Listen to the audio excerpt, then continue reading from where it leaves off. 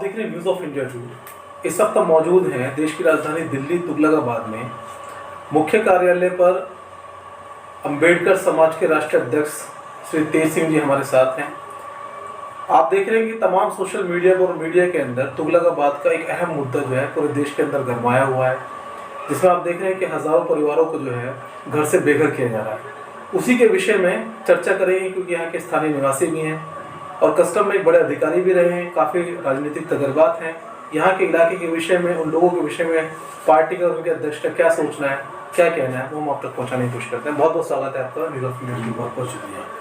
दरअसल यहाँ जो तुगलकाबाद का जो मसला आ रहा है, ये मोहम्मद तुगलक का किला है यहाँ पर, और किले के जो आसपास जो आर्कियोलॉजिकल सर्वे ऑफ इंडिया की जो जगह है, गवर्नमेंट की जगह थी, उस जगह को भी यहाँ के जो होते हैं ना, वो क्या होते हैं, दलाल टाइप के लोग होते हैं, उन्होंने इस जगह को बेच दिया। ब्रोकर्स जो प्रॉपर्टी का काम करते हैं, उन्होंने लोगों को बेच दिया। यहाँ तक कि तुगलकाबाद के अंदर भी तक वो बेच दिया, पूरा उसको कब्जा कर लिया। जब सरकारी ज़मीन थी तो पहली बात जिन लोगों ने खरीदी उनकी गलती ये थी कि उन्होंने पूरा दरियाफ्त करके सरकारी ज़मीन नहीं लेनी चाहिए थी, उन्हें पता ही नहीं था, ना समझते। और दूसरी बात है जो वो कंपनी, अगर उनसे जिन्होंने ज़मीन खरीदी है और उनको आप गवर्नमेंट बेदखल कर रही है तो उनसे रिकवरी की जाए। जिन्होंने ज़मीन बेची है, जिन्होंने सरकारी ज़मीन बेची, उनसे रिकवरी होनी चाहिए। और वैसे एक पार्लियामेंट का लॉ है, law of adverse property act है, जो कहता है कि अगर तो किसी प्राइवेट ज़मीन पर सबूत के साथ आपके पास 12 साल का कब्जा है और वो उस ज़मीन से आपको बेदखल नहीं कर सकते प्राइवेट ज़मीन से, और सरकारी ज़मीन पर अगर 24 साल तक का आपके पास कब्जा है प्रूफ के साथ में, तो आपको बेदखल नहीं किया जा सकता। लेकिन इसमें हज़ारों घरों को करीब 150 मीटर तक, जैसे मुझे पता नोटिस आए लोगों के पास, नोटिस चस्पा हुए हैं, और 150 मीटर तक उसको ये खाली कराने के लिए चारों तरफ से और अंदर से भी। तो उसमें जो कसूरवार है उनको सजा मिलनी चाहिए। और उस वक्त पर कौन कौन सी गवर्नमेंट थी, कांग्रेस की गवर्नमेंट रही है, बीजेपी की गवर्नमेंट रही है, सारी इनको बसाने में, ये आज एक दिन में नहीं बस गया तुगलकाबाद। ये तो ये समझिए का किसी का करीब 50-55 साल से ये बसाया जा रहा है। 70 में से तो मुझे मालूम है ये यहाँ बस रहा था। सर एक चीज़ है, मैं आपको अवगत कराना चाहता हूँ कि लाल किले के सामने जो गांधी स्मारक के पीछे एक कॉलोनी थी, जी, बहुत बड़ी कॉलोनी थी, जी हाँ, जिसको जमुना पार्क एक बहुत बड़ा स्लम एरिया था। हाँ। उस एरिया को हटाया गया, लेकिन उनको जो है बाकायदा फ्लैट दिए गए, रिहेबिलिटेट किया गया।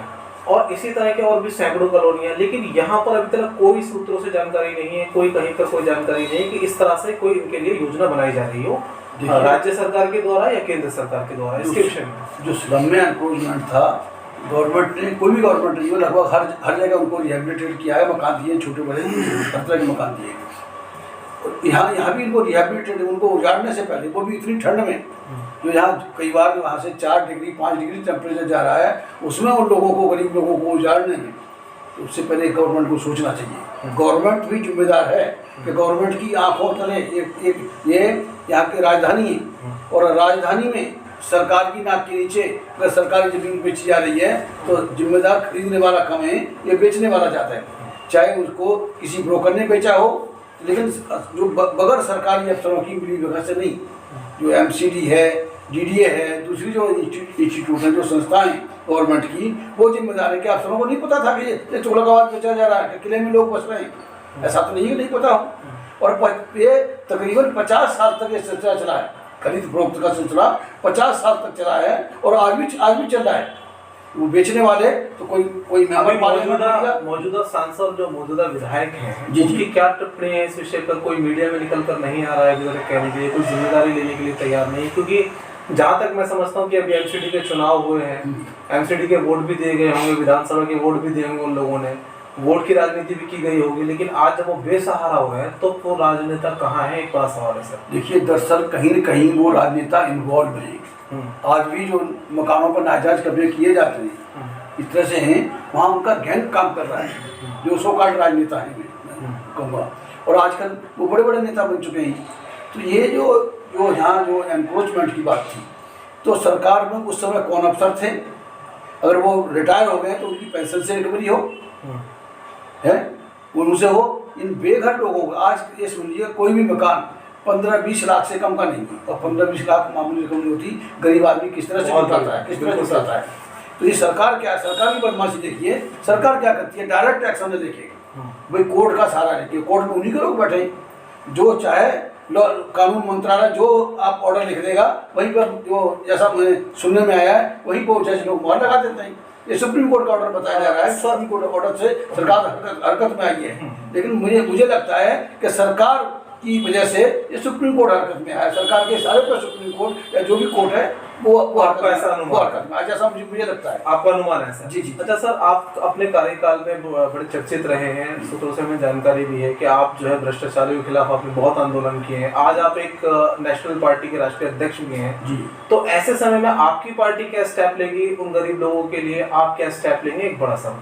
देखिए, गरीब की लड़ाई लड़ना भाई इतना आसान नहीं है। गरीब समझौते कर लेता है, आप लड़ाई लड़ रहे हैं गरीब की और गरीब समझौते कर रहा है, तो फिर तो आप तो तमाशा मिल के रहेंगे। जब तक वो कोई अप्रोच नहीं करे, हमारी पार्टी की पॉलिसी है, कोई भी विक्टिम है, जब तक वो हमें अप्रोच नहीं करता, लिख के नहीं देता, तब तक हम लोग हाथ नहीं डालते हैं।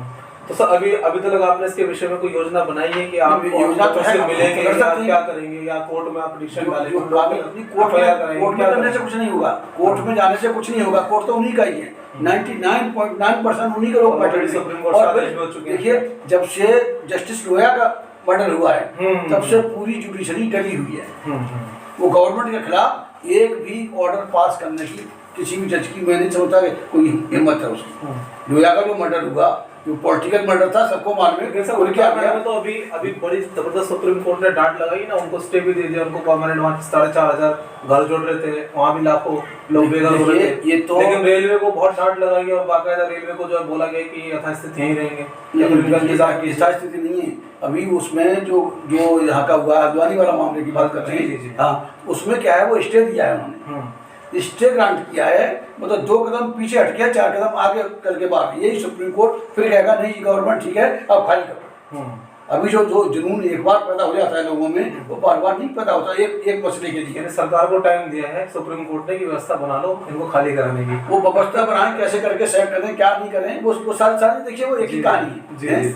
मतलब लगता यह है कि भाई कोर्ट की वजह से सरकार हरकत में आई है, और मैं तो लगता हूँ कि हर फैसला सरकार की वजह से कोर्ट हरकत में आता है। ये सारा खेल है, इसी खेल को समझ लेंगे। वो कहते हैं हर साख को उल्लू बैठाओ, हर साख को उल्लू बैठाए, अंजाम में गुलिस्तान क्या होगा। मैं हर साख को उल्लू नहीं, इन्हीं का जो ब्राह्मणवादी बैठा हुआ है। जबकि आप देखिए, कोर्ट में वो जो ब्रिटिश गवर्नमेंट थी, उन्होंने ऑर्डर पास किया था शायद 2019 में कि भाई ब्राह्मण का न्याय चरित्र नहीं होता, इनको जुडिशरी में नहीं लेना चाहिए। उन्होंने बाहर कर दिए थे, कास्ट वगैरह दूसरे लोग भरे। और आज 99.9 वही बिना किसी इम्तान के आप IAS बनते हैं, इम्तान पास करके बनते हैं, IPS बनते हैं, दूसरे अधिकारी बनते हैं, क्लास में इम्तान पास करना पड़ता है। और बताइए कितनी मेहनत करनी पड़ती है, तब तो इतना आसान नहीं है।